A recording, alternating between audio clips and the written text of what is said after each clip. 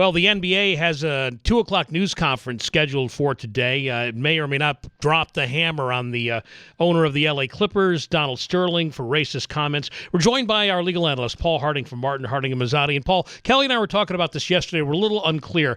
There are a lot of layers here, but let's start with the ownership deal. What can the NBA do to a person who has become very unsavory? Yeah, Mr. Sterling certainly qualifies for that at this point.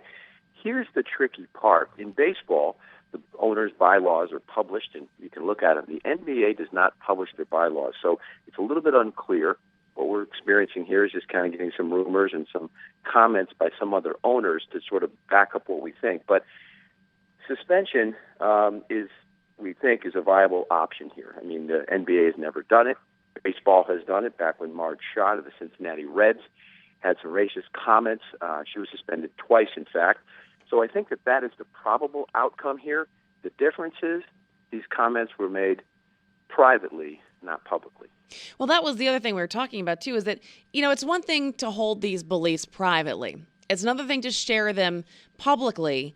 But he really wasn't sharing them publicly when he was having a conversation with his girlfriend that was being recorded unbeknownst to him.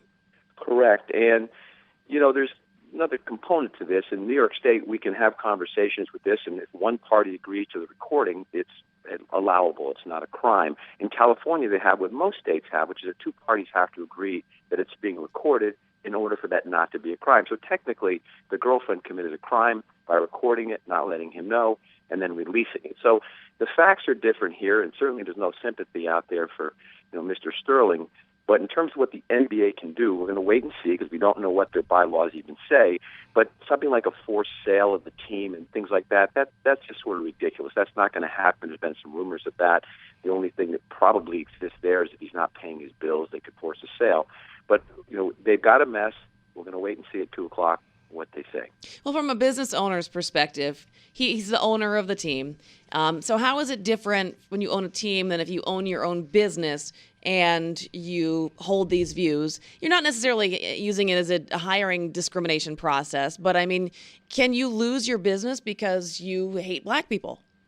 Well, number one, you've got already, you've got the folks who've been supporting the business who are walking away. You got the advertisers who are leaving. In fact, it seems like they're just all following each other out the door.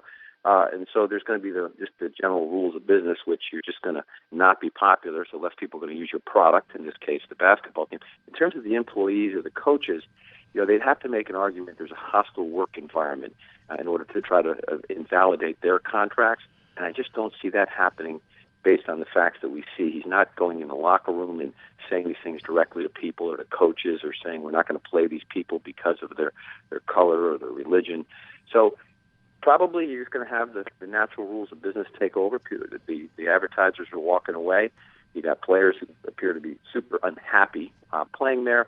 And, of course, what people forget here is that they're in the midst of a playoff series, which has just been overshadowed by these comments. Yeah, so you don't think the players could claim hostile work environment. What about like a coach? I know like the head coach, Doc Rivers, doesn't even want to speak to Sterling. Would he maybe be able to force his way out of a contract legally? I know you can always work behind the scenes. But yeah, behind the scenes, legally, no. Again, private comments made to his girlfriend. And again, we haven't heard from him yet. The comments seem to be pretty clear as to of what his intentions were. But private conversation, he hasn't responded to them. He may not. Doc Rivers sort of had to make that assessment before he joined the team. And I guess by some people, what you're reading and seeing in blogs is that, this isn't the comments maybe, are outrageous and everybody's, but they're not a super surprise because, this guy has been rumored to have had general feelings like this in the past. Great stuff. Thank you, Paul. Appreciate it. Okay, Chuck. Kelly, bye-bye. Paul Harding, our legal analyst from Martin, Harding & Mazzotti.